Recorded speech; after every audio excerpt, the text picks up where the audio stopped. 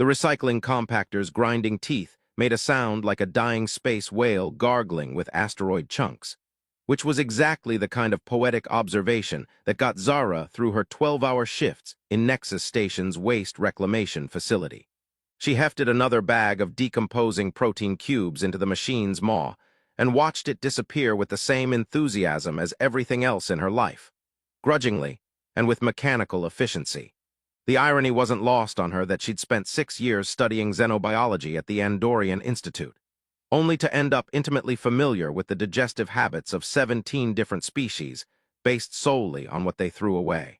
"Another glamorous day in paradise," she muttered, her pointed ears twitching slightly as the compactor belched out a cloud of recycled air that smelled suspiciously like fermented Rigelian cheese. The ears were really the only thing that marked her as different from the hundreds of humans who passed through the station daily.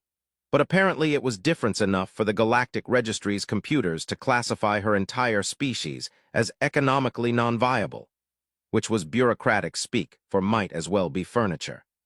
The waste reclamation bay occupied the lowest level of Nexus Station, buried so deep in the structure that you could feel the artificial gravity generators humming through the deck plates. It was the kind of place where hope went to die, along with expired ration packs and broken holoprojectors. Zara had been working here for 3 standard years, ever since her research on quantum-sensitive marine life had been reassigned to a human colleague who promptly published it under his own name and got promoted to department head. The registry's classification made it impossible for her to find work anywhere else. After all, why hire someone the computer said was worthless? The bay's supervisor, a Tellarite named Grok who seemed to take personal offense at the concept of joy, waddled over with his usual expression of barely contained disgust. "Processing efficiency down 12% this cycle," he snorted, waving a data pad that probably cost more than Zara's annual housing allowance. "Station management not happy. Maybe time to liquidate some dead weight, yes." Zara continued feeding waste into the compactor, keeping her voice carefully neutral. "Hard to improve efficiency when half the sorting drones are held together with prayer and recycled hull patching compound. Maybe if station management invested in equipment that was built after the Klingon War." "Not your job to think," Grok interrupted, his pig-like features scrunching into what might have been a smile if you were extremely generous with your definition of facial expressions. "Your job to process waste. Speaking of which, housing debt now at 2,000 credits. Mining Consortium Epsilon interested in purchasing your work contract. They pay good money for strong backs on asteroid operations." The casual way he said it made Zara's skin crawl. Contract sales were technically legal in the outer systems, a way for economically non-viable individuals to work off debts, but everyone knew what it really meant. The mining operations had a mortality rate that made Nexus Station's waste reclamation look like a luxury resort. "I wasn't aware my contract was for sale." "Everything for sale at right price," Grok replied, making some notes on his data pad. "They offer 1,500 credits, very generous for your classification." 1,500 credits. The sum struck Zara like a physical blow, not because it was high, but because it was so pathetically low. She'd spent years researching creatures whose neural patterns could navigate hyperspace more efficiently than most ship computers, and the galaxy valued her at less than a decent meal at the station's upper-level restaurants. She wanted to laugh, but the sound that came out was more like a deflating atmospheric seal. Meanwhile, 3 levels up in the cargo bay, Jake Morrison was having his own philosophical discussion with a customs inspector who seemed to believe that paperwork was a form of advanced torture. The inspector, a thin human with the kind of mustache that suggested he took himself very seriously, kept scanning the same manifest entry with his handheld device, as if hoping the numbers would spontaneously change to something more convenient. "This says you're carrying 17 containers of miscellaneous mechanical components," the inspector said, his tone suggesting that Jake had personally insulted his mother. "That's not specific enough for customs clearance." Jake leaned against a stack of cargo containers, fighting the urge to point out that the miscellaneous mechanical components were actually spare parts for atmospheric processors, which was clearly labeled in subsection 12 of the manifest. But arguing with customs inspectors was like trying to teach quantum physics to a particularly stubborn asteroid. Technically possible, but likely to give you a headache.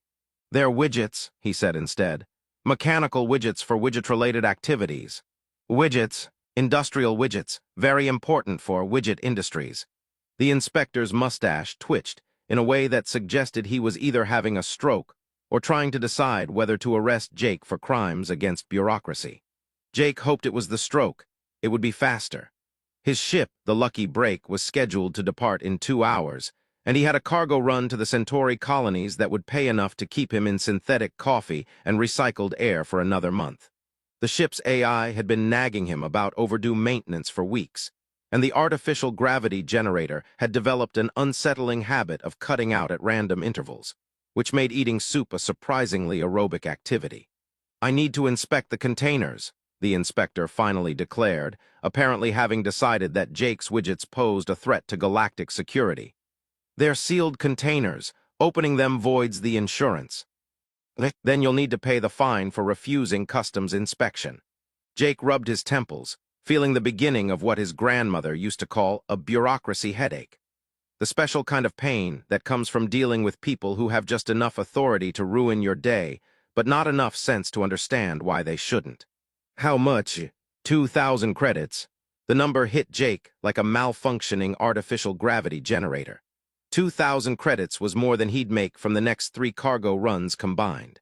It was also, coincidentally, exactly the amount that a certain alien woman 3 levels down owed in housing debt, though Jake wouldn't learn about that particular coincidence for another 20 minutes.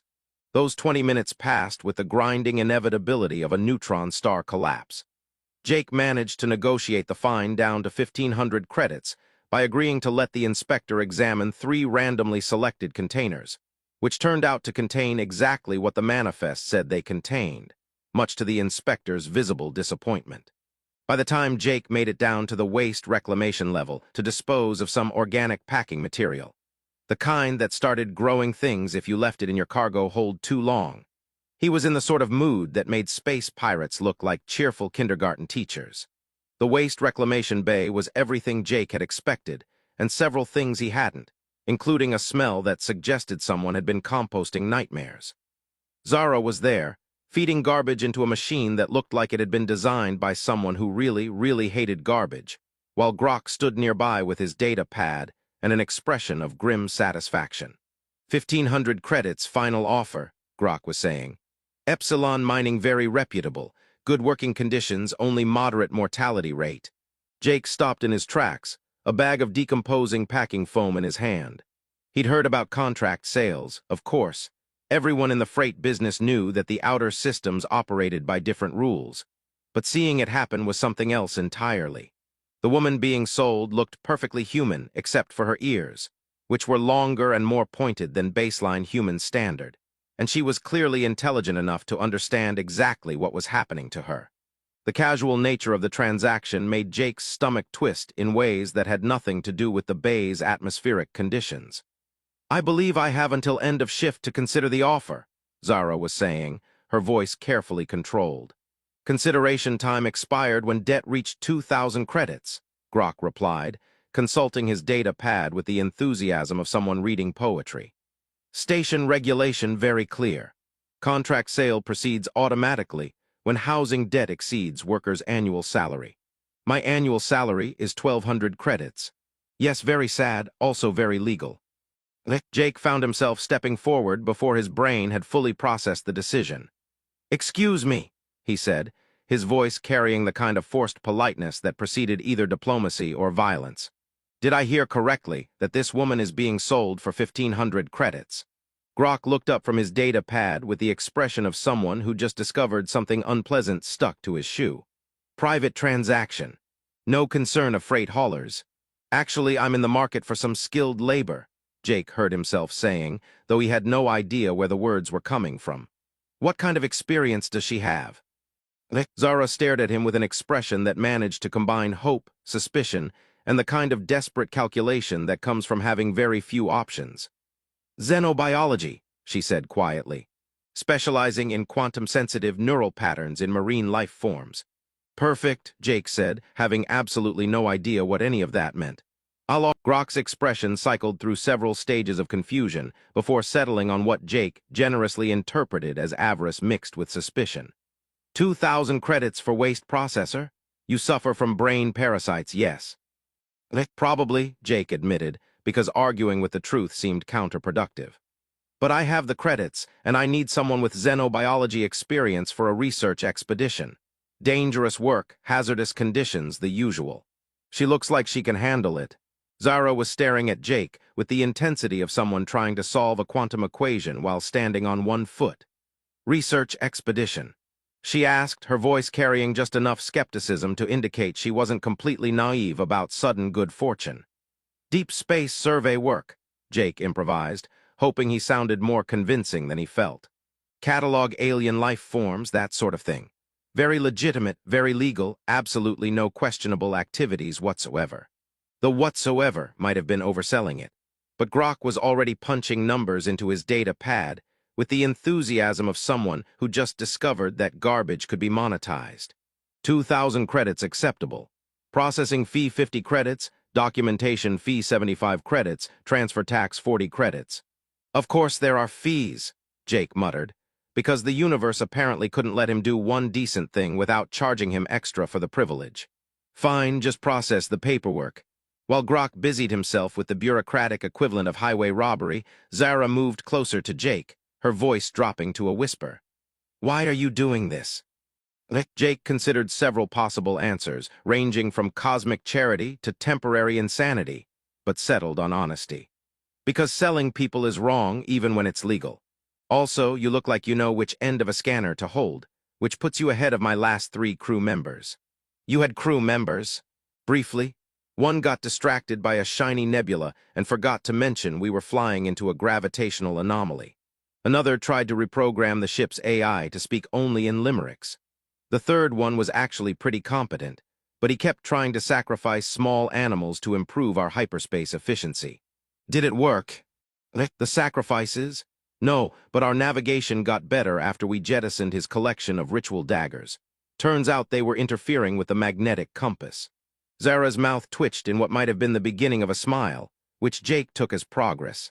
You realize I have no idea who you are or what you actually do for a living. Jake Morrison, independent freight hauler and occasional provider of questionable life choices.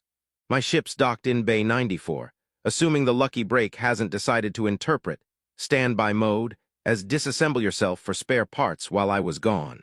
The lucky break, it's ironically named, sort of like how Peaceful Negotiations was the name of the most heavily armed destroyer in the Third Colonial War.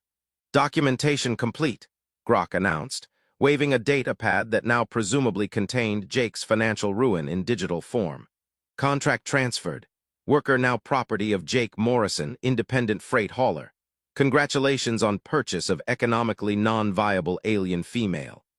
The phrase made Jake's skin crawl, but before he could think of an appropriately sarcastic response, the station's emergency alert system decided to provide its own commentary. Warning lights began flashing throughout the waste reclamation bay, accompanied by an automated announcement that managed to sound both urgent and bored. Attention Nexus Station personnel. Unauthorized gravitational fluctuations detected in cargo Bay 94. All personnel are advised to secure loose objects and prepare for possible artificial gravity failure. Thank you for your cooperation and have a pleasant cycle. Jake and Zara exchanged glances. Bay 94, Zara said slowly, that would be where my ship is parked. The ship with the malfunctioning gravity generator you mentioned. I may have understated the severity of the malfunction. As if summoned by their conversation, Jake's communication device chirped with an incoming message from the Lucky Breaks AI. The artificial voice that emerged from the tiny speaker sounded like a cross between an apologetic butler and a malfunctioning food processor. Captain Morrison, I regret to inform you that the gravity generator has experienced what I can only describe as an existential crisis. It appears to be alternating between maximum output and complete shutdown at 30-second intervals. Also, 3 containers of mechanical widgets have achieved orbit around the cargo bay ceiling, and Customs Inspector Hartwell is currently floating upside down near Airlock 7, using language that my linguistic subroutines classify as creatively profane. How's his mustache holding up? Jake asked, because priorities were important even during gravitational emergencies. Remarkably well, sir. it appears to be aerodynamically stable. The station's alert system chose that moment to escalate from mildly concerned to genuinely alarmed, adding new warnings about structural stress and the possibility of cascade failures in adjacent sections. Through the waste reclamation bay's single viewport, Jake could see cargo containers drifting past like oversized snowflakes, occasionally bumping into each other with the gentle inevitability of a cosmic ballet. Perhaps, Zara suggested with the careful tone of someone trying not to sound panicked, we should discuss the terms of my employment somewhere that isn't about to experience catastrophic decompression. Excellent point, Jake agreed, grabbing his bag of decomposing packing foam and heading for the exit. Also, you might want to pick up anything important because I suspect we're going to be leaving in something of a hurry. Zara glanced around the waste reclamation bay, taking inventory of 3 years' worth of accumulated possessions. My entire worldly wealth consists of a spare jumpsuit, a broken data pad, and a half-eaten protein bar of questionable origin. I'm ready to go. What about your housing unit? What about it? The contents are worth less than the outstanding debt, which is apparently no longer my problem. They made it to the corridor, just as the gravity fluctuations reached their section of the station. Jake's stomach performed several maneuvers that definitely weren't in any standard physiological textbook, as his boots lost contact with the deck plating. Zara, he noticed, adapted to the sudden weightlessness with the grace of someone who'd spent considerable time in variable gravity environments. Xenobiology research? She asked, using a handrail to pull herself along the corridor toward the maintenance shafts that would take them to the cargo levels. It seemed more believable than random act of human decency, Jake replied, trying to navigate without looking like he was swimming through invisible soup. Besides, I might actually need a xenobiologist at some point. The galaxy's full of weird life forms, and most of them seem determined to either kill me or steal my cargo. Both, in my experience. They reached the maintenance shaft just as the Lucky Breaks AI provided another status update, this time with what sounded suspiciously like pride. Update, Captain Morrison. The gravitational anomaly has attracted the attention of a Vorthan trading vessel, whose captain is apparently interested in purchasing what he believes to be a primitive artificial gravity demonstration. I have taken the liberty of quoting him a price of 5,000 credits for a full technical presentation. Is that legal? Zara asked as they crawled through the maintenance shaft, which smelled like recycled air and broken dreams. Technically, we're not actually selling him anything, Jake replied. We're just not correcting his assumptions about our intentional control over gravitational anomalies. It's a fine distinction. The kind that usually ends with someone getting shot by space pirates, or arrested by the Galactic Trade Commission. But hey, 5,000 credits is 5,000 credits, and I just spent most of my liquid assets buying your freedom. Speaking of which, we should probably discuss salary expectations. I'm currently owned by someone I met 20 minutes ago and crawling through a maintenance shaft to escape from a space station where I was sold like a piece of furniture, Zara said, her voice echoing strangely in the confined space. At this point, not being sold to asteroid miners counts as a significant employment benefit. They emerged from the maintenance shaft into cargo bay 94, which looked like someone had decided to redecorate using the principles of random orbital mechanics. Containers floated serenely through the air, occasionally bouncing off the walls with soft metallic clangs. Inspector Hartwell was indeed floating near Airlock 7, his mustache defying gravity with impressive determination, while the rest of him spun slowly in place like a very angry, very bureaucratic satellite. The Lucky Break sat in the center of this controlled chaos, looking exactly like what it was. A mid-range cargo hauler that had seen better decades and was being held together by spare parts, stubborn determination, and what Jake's uncle had optimistically called engineering creativity. The ship's hull bore the scars of countless minor collisions, emergency repairs, and at least one incident involving what appeared to be claw marks from something very large and very unfriendly. She's beautiful, Zara said, though her tone suggested she was using a very liberal definition of the word. She's functional, Jake corrected. Most of the time, on good days, when the stars align properly. They made their way to the ship's boarding ramp, using handholds and the occasional floating cargo container as stepping stones. The Lucky Breaks AI greeted them with what sounded like relief. Captain Morrison, I am pleased to report that the Vorthan trader has agreed to our price, and is transferring payment now. Also, Station Control has requested that we cease our unauthorized gravimetric experiments immediately or face impoundment proceedings, which I believe translates to, please leave before something important breaks. Impoundment proceedings it is, then, Jake said, strapping himself into the pilot's seat while Zara found a crash couch that looked like it might survive whatever passed for a normal departure. Prep for emergency undocking, and maybe see if you can get the gravity generator to cooperate long enough for us to achieve minimum safe distance. I shall attempt to reason with it, sir, though I should mention that its responses have become increasingly philosophical. It spent the last 10 minutes contemplating the nature of gravitational attraction as a metaphor for cosmic loneliness. As long as it keeps us from becoming a very small crater on the station's hull, it can contemplate whatever it wants. The Lucky Break's engines fired with the enthusiasm of machinery that had been asked to perform beyond its design specifications once too often. But they managed to pull away from Nexus Station just as the gravity generator decided to resume normal operations. Through the viewports, Jake could see Inspector Hartwell finally achieving a stable orbit around a stack of spare atmospheric recyclers, his mustache still maintaining its structural integrity despite everything the universe had thrown at it. So, Zara said as the station fell away behind them, and the Lucky Break's navigation system began plotting a course toward the outer system beacons. What exactly are we going to do now? Jake considered the question while running through his mental checklist of immediate problems. They were technically fugitives from a completely legal but morally questionable transaction. His ship was held together by hope and recycled components, and he was now responsible for the welfare of someone whose previous job experience involved feeding garbage to mechanical monsters. On the positive side, they had 5,000 credits from a Vorthan trader who thought they were gravity manipulation experts, which was about 4,000 more than Jake usually had in his account. I'm thinking we head for the fringe worlds, he said finally. Fewer questions, more opportunities, and if anyone comes looking for us, there are plenty of places to disappear. Are you always this optimistic about potential disasters? It's not optimism, Jake replied, watching the hyperspace beacon grow larger on the forward display. It's just that in my experience, things can always get worse, so you might as well enjoy the quiet moments between catastrophes. The Lucky Break's AI chose that moment to provide what was probably meant to be reassurance, but came out sounding more like a threat. Hyperspace jump calculations complete, Captain Morrison.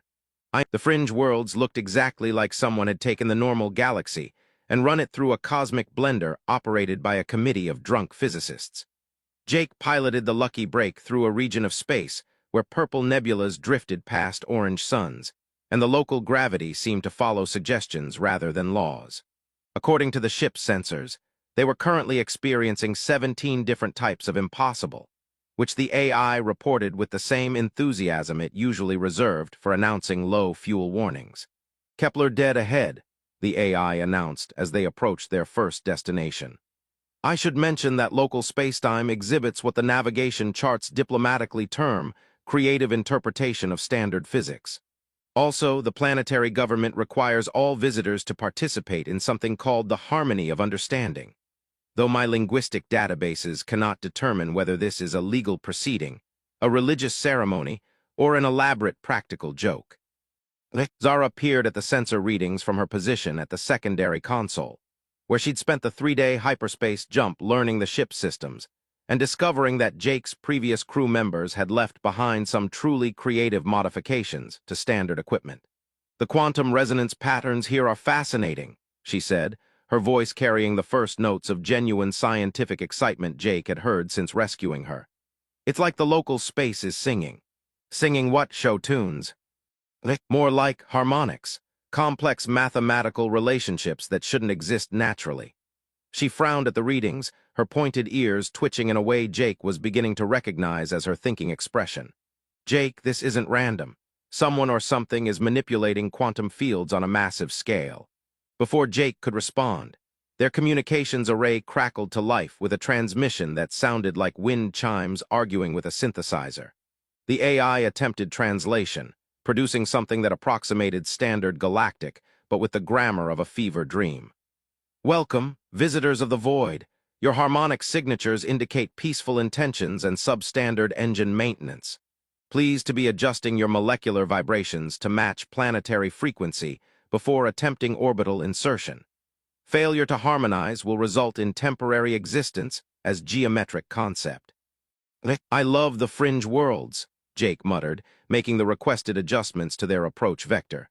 Nothing says friendly greeting like threatening to turn you into abstract mathematics. The planet's surface appeared on their screens as they descended through an atmosphere that tasted purple, according to the environmental sensors. Kepler 447 dominant species had evolved from crystalline formations, creating cities that looked like someone had taught mountains to grow in aesthetically pleasing patterns. The landing coordinates directed them to what appeared to be a perfectly circular valley filled with crystal spires that hummed in harmony. "Remember," Jake said as they prepared to disembark, "we're just passing through. Fuel, supplies, maybe some information about safe routes deeper into the fringe. Try not to touch anything that glows, moves, or looks like it might have opinions about your existence. What if it does all three? Then we apologize profusely and hope it doesn't file a complaint with whatever passes for local law enforcement." The crystalline beings who greeted them at the landing pad moved with the fluid grace of living music, their bodies refracting light into patterns that hurt to look at directly. Their leader, a towering formation of blue-green crystal that seemed to contain its own aurora, approached with movements that Jake gradually realized were some form of interpretive dance. "Greetings, carbon-based visitors," the being said through a combination of harmonic tones and full-body choreography that somehow conveyed meaning directly into their brains. "I am First Resonance Melodic Cascade of Infinite Dawn. Your arrival harmonics suggest you seek passage supplies and stellar navigation data."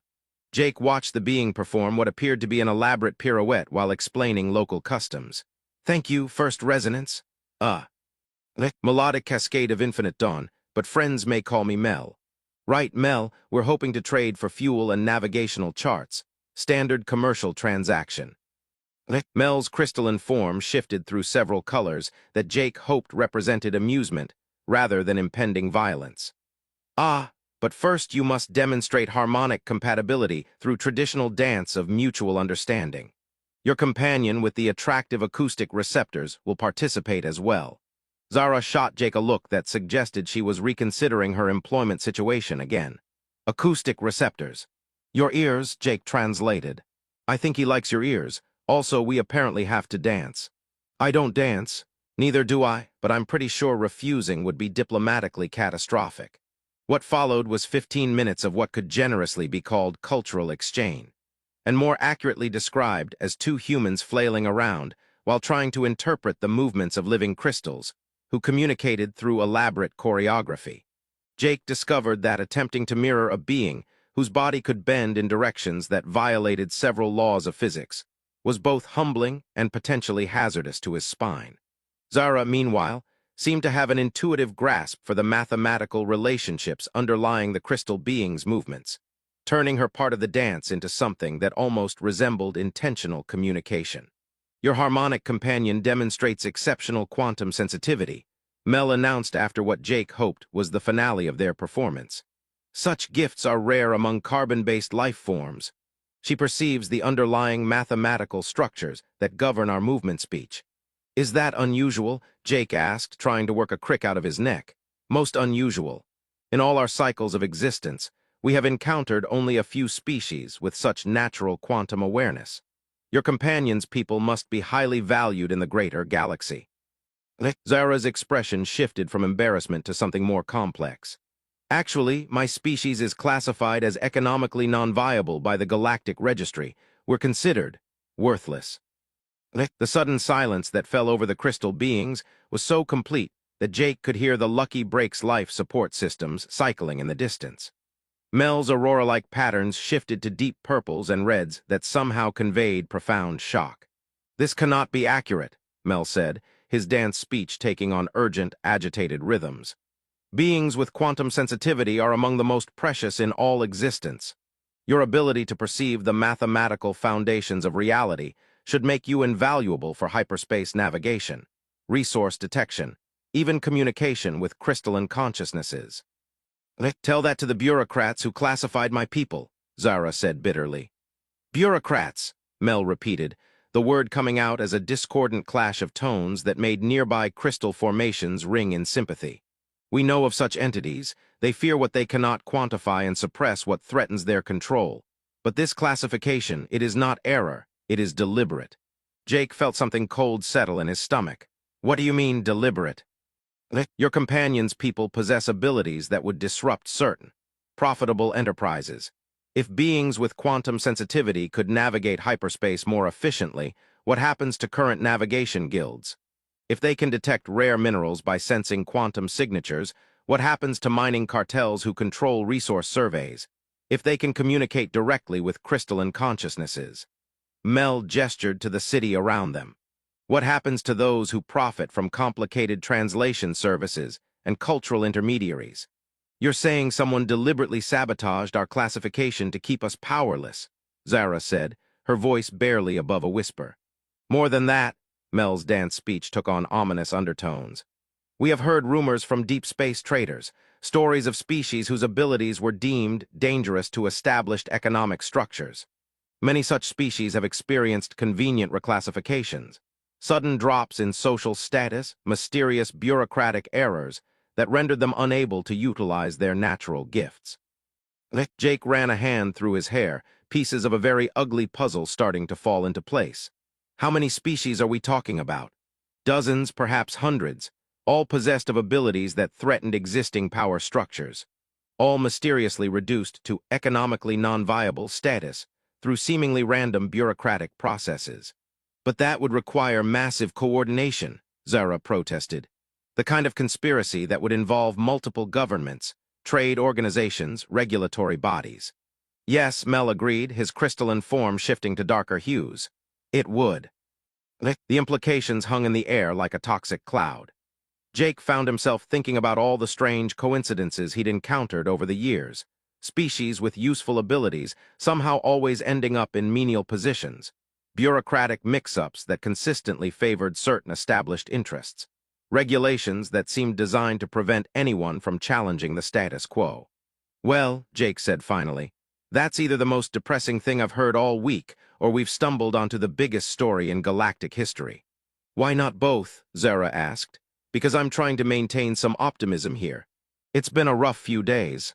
Mel performed what Jake interpreted as a gesture of sympathy, though it involved several movements that seemed to bend space-time in uncomfortable directions.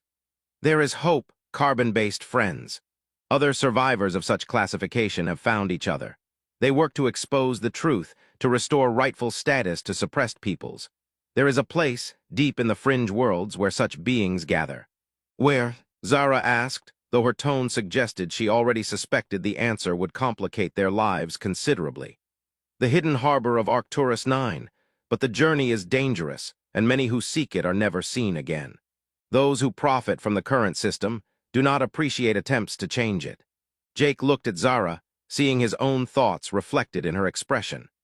They'd started this adventure trying to escape one problem and had apparently stumbled into something much bigger and infinitely more dangerous. The smart thing would be to take their fuel and supplies, find a nice quiet corner of the galaxy, and pretend they'd never had this conversation. How do we get there? Zara asked. So much for the smart thing. The path requires navigating regions where conventional hyperspace routes fail, Mel explained, his dance speech taking on instructional rhythms. Only those with quantum sensitivity can perceive the safe passages. Your companion's abilities will be essential, though the journey will test them in ways she has never experienced. What kind of ways? Jake asked, though he was fairly certain he wouldn't like the answer. The kind that either awaken one's true potential or result in catastrophic neural feedback, that leaves one babbling about the mathematical structure of consciousness for the rest of one's natural lifespan. There's always a catch, Jake muttered. Usually several, Zara agreed. But Jake, this could be the answer to everything, not just for me, but for all the species that have been systematically suppressed. We could expose the whole conspiracy. We could also end up as very small puddles of former humans scattered across several dimensions. That's a risk I'm willing to take. Jake looked at her determined expression, then at Mel's crystalline form still shifting through colors that suggested both hope and warning, then at the lucky break sitting peacefully in the crystal valley, while her AI probably calculated the odds of their survival, and found them disturbingly low. "You know what?" he said finally. "I never liked the status quo anyway. Let's go save the galaxy." "Excellent." Mel's aurora patterns blazed with what Jake hoped was approval rather than anticipation of their impending doom. "I will provide navigation data and quantum resonance maps. Also, emergency communication crystals in case you need to contact crystalline consciousnesses for assistance, and perhaps some traditional harmony stones for luck." The hidden harbor of Arcturus 9 turned out to be less hidden and more camouflaged by the fact that it existed in 7 dimensions simultaneously, which the Lucky Breaks navigation system handled about as well as Jake handled philosophical discussions with his ship's AI. They materialized in normal space with what sounded like a cosmic hiccup, surrounded by a collection of vessels that looked like someone had raided a museum of galactic naval history and added a few pieces that belonged in a museum of impossible geometries. "I'm reading over 300 ships," Zara announced from the sensor station, her voice carrying notes of wonder and trepidation. "Jake, these are from species I've never seen before. Some of these configurations shouldn't be able to achieve hyperspace capability. Unless," Jake said, studying the readings, "they were designed by people with quantum sensitivity who could navigate hyperspace more efficiently than conventional systems allow." "Captain Morrison," the AI interjected with what sounded like barely contained excitement, "I am detecting quantum resonance patterns that suggest several of these vessels are utilizing navigation methods that my databases classify as theoretically impossible but apparently functional. It's quite inspiring from an artificial intelligence perspective. They were guided to a docking bay by a ship that appeared to be constructed entirely from crystallized music, piloted by beings who communicated through color changes and geometric patterns. The station itself defied easy description, looking like someone had taken a conventional space habitat and filtered it through a kaleidoscope operated by a committee of very creative engineers. The welcome committee that met them at the airlock included representatives from at least 12 different species, most of whom Jake had never encountered before. Their spokesperson was a tall, graceful being with silver skin and eyes that seemed to contain swirling galaxies, who introduced herself as Lyra of the Quantum Singers. "Welcome to the Hidden Harbor," she said, her voice carrying harmonics that made Jake's teeth itch in an oddly pleasant way.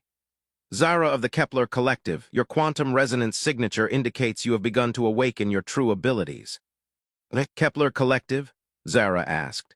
"Your people's true name before the classification protocols forced you into hiding. You are not the first to arrive here seeking answers, and you will not be the last." Lyra gestured to the diverse group around her. "We are all survivors of the suppression, all peoples whose abilities threatened established power structures." And being who looked like a walking tree with silver leaves chimed in with a voice like wind through crystal formations. "The bureaucratic conspiracy has been operating for over 2 centuries, systematically identifying and neutralizing species whose natural abilities could disrupt profitable enterprises." "How many species?" Jake asked, though he suspected he wouldn't like the answer. 437 confirmed cases," replied a floating jellyfish creature whose tentacles sparked with electrical patterns. "Thousands more suspected. The scope is comprehensive." Lyra led them deeper into the station, through corridors that seemed to exist in more than 3 dimensions, and past chambers where beings with extraordinary abilities worked together on projects that looked like they were redefining the laws of physics on a casual Tuesday afternoon. "We have been gathering evidence for decades," she explained as they walked through what appeared to be a library constructed from crystallized knowledge. "Documents, testimonies, proof of the systematic nature of the suppression. But we needed someone with the right combination of abilities and circumstances to help us expose the truth to the broader galaxy." "Let me guess," Jake said. "Someone with quantum sensitivity who could navigate the dangerous routes to gather evidence, and someone with a freight hauler's knowledge of galactic commerce who could get that evidence to the right places without being detected." "Your reputation precedes you, Jake Morrison. The crystalline consciousnesses speak highly of your creative approach to problem solving." They were taken to a vast chamber where holographic displays showed the intricate web of organizations, regulations, and systematic manipulations that had kept hundreds of species in artificial poverty and powerlessness. The scope was breathtaking and horrifying, a galaxy-spanning conspiracy that had shaped civilization for generations. "This is insane," Zara breathed, studying the evidence.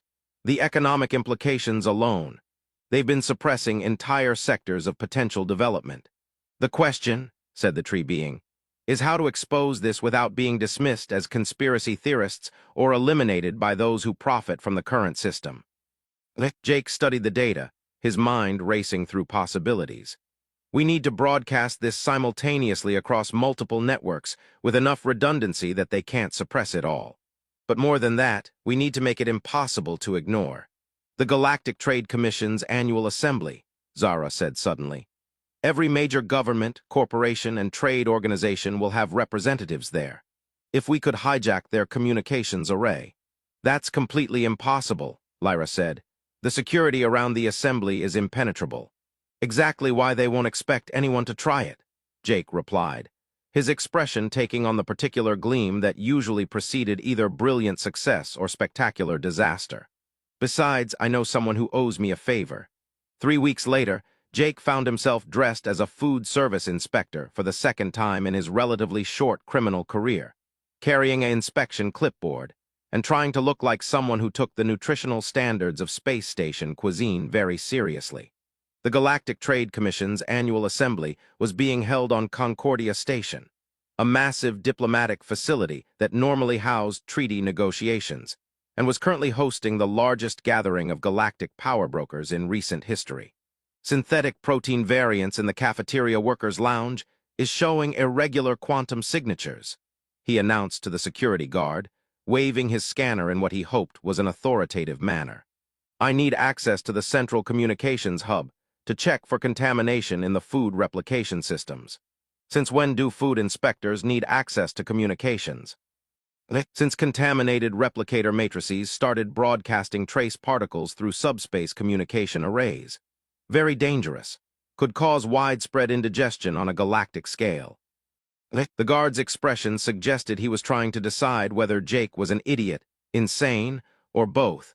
But the official credentials Lyra's people had provided were flawless, and the threat of galactic indigestion apparently carried sufficient bureaucratic weight. Meanwhile, Zara was 3 levels down in the station's quantum processing center, using her newly awakened abilities to navigate the complex quantum encryption that protected the communications array. Her pointed ears practically glowed with concentration as she interfaced with systems that had been designed to be impenetrable to conventional hacking attempts. Jake, she whispered into her communicator, I'm seeing quantum signatures I've never encountered before. This isn't just encryption. Someone's been using quantum-sensitive beings to design these security systems. More suppressed species put to work in secret? Jake asked, carefully planting broadcast repeaters near the main communications hub while trying to look like he was checking for expired condiments. Has to be. The mathematical elegance is too sophisticated for conventional artificial intelligence. The irony wasn't lost on either of them. They were using the very abilities that had been suppressed to expose the suppression itself. The broadcast began during the Assembly's main session, interrupting a particularly boring speech about trade regulation standardization. Holographic displays throughout the station suddenly showed Lyra's image, backed by representatives from dozens of previously unknown species. Citizens of the galaxy, Lyra's voice rang through every speaker in the station. We bring you evidence of a conspiracy that has shaped your civilization for over 2 centuries. What followed was a carefully orchestrated presentation of evidence, so comprehensive and damning that even the most skeptical observers couldn't dismiss it. Financial records, communication intercepts, testimonies from beings across hundreds of worlds, and most damning of all, recorded conversations between high-ranking officials discussing the systematic suppression of species whose abilities threatened their economic interests. Jake watched from the communications hub as chaos erupted in the assembly hall. Delegates demanded explanations, accusations flew across the chamber, and several representatives attempted to leave, only to find the station's security systems, now under the control of quantum-sensitive hackers, had locked down all departure bays. Ladies, gentlemen, and sentient geometric concepts, Jake announced over the station's public address system, please remain calm. This is just a routine inspection of your economic ethics. We'll have you sorted out shortly. The aftermath moved with the speed of scandal in a connected galaxy. Within hours, News networks across known space were broadcasting the revelations. Governments scrambled to distance themselves from the conspiracy, trade organizations collapsed overnight, and the Galactic Registry's computers found themselves mysteriously reclassifying hundreds of species from economically non-viable to essential galactic citizens. 6 months later, Jake sat in the Lucky Break's pilot seat, watching Zara work at a sensor array that now included several impossible-looking quantum resonance detectors. She'd been offered prestigious positions at research institutions throughout the galaxy, but had chosen instead to continue their partnership, partly because she discovered she enjoyed the challenge of applying her abilities to practical problems, and partly because Jake's terrible jokes had apparently become an addiction she couldn't shake. "Navigation calculations complete for the Andromeda research expedition," she announced. "Using quantum-sensitive navigation, we can make the journey in half the time conventional ships would require. Any chance of being turned into exotic matter or converted into a mathematical concept? Only about 3%, well within acceptable parameters for this class of vessel." "I love how you've adopted the AI's definition of acceptable risk," Jake said, engaging the hyperspace drive. "Remember when you used to worry about things like job security and not being sold to mining operations?" "That was before I learned I could perceive the fundamental mathematical structures underlying reality," Zara replied. "It puts mundane concerns into perspective. Plus, the galaxy finally recognizes that your people aren't economically non-viable." "That too, though I notice you turned down the Galactic Hero medal they wanted to give you." Jake shrugged, watching the stars elongate as they entered hyperspace. "Heroes are supposed to be noble and inspiring. I just didn't like seeing people get pushed around by bureaucrats. Besides, someone had to keep you from taking yourself too seriously as the galaxy's premier quantum sensitivity expert.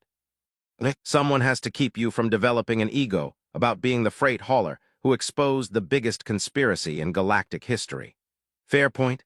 Also, the Lucky Break's still held together by hope and recycled components, which keeps me humble."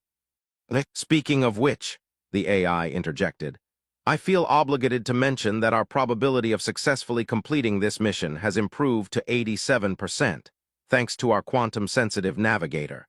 This is the highest success probability I've calculated in years." "Don't jinx it," Jake warned. "I am an artificial intelligence, Captain Morrison. I do not believe in jinxes, curses, or the malevolent influence of cosmic irony." "Just wait until you've been doing this job longer," Zara said. "The universe has a sense of humor, and it's not always kind." As the Lucky Break sailed through hyperspace toward their next adventure, Jake reflected on how much had changed since that day in Nexus Station's waste reclamation facility. He'd started out trying to do one decent thing and ended up helping to reshape galactic civilization. Zara had gone from being classified as worthless to being recognized as possessing one of the most valuable abilities in known space. And somehow in the process, they'd managed to become something neither of them had expected, a team that worked. "You know," Jake said as they settled in for the long journey to Andromeda, "when I bought your freedom, I thought I was just saving one person from a bad situation. Instead, you helped save hundreds of species from systematic oppression," Zara replied. "Not bad for a day's work. Not bad at all. Though next time someone asks me to help expose a galaxy-spanning conspiracy, I'm charging extra. Next time, with our luck, there's bound to be another ancient secret society manipulating galactic affairs, probably something involving time travel and sentient mathematics." "I hope not," Zara said. "Sentient mathematics gives me a headache." "Everything gives you a headache when you can perceive quantum fluctuations." "True, but some headaches are worth it." Jake smiled, watching the impossible colors of hyperspace flow past the viewports. She was right, some headaches were definitely worth it, especially when they came with the satisfaction of knowing you'd made the galaxy a little more fair for everyone involved. Even if you had to deal with bureaucrats, crystalline dance conversations, and the occasional existential crisis from your ship's gravity generator along the way. After all, somebody had to keep the universe on.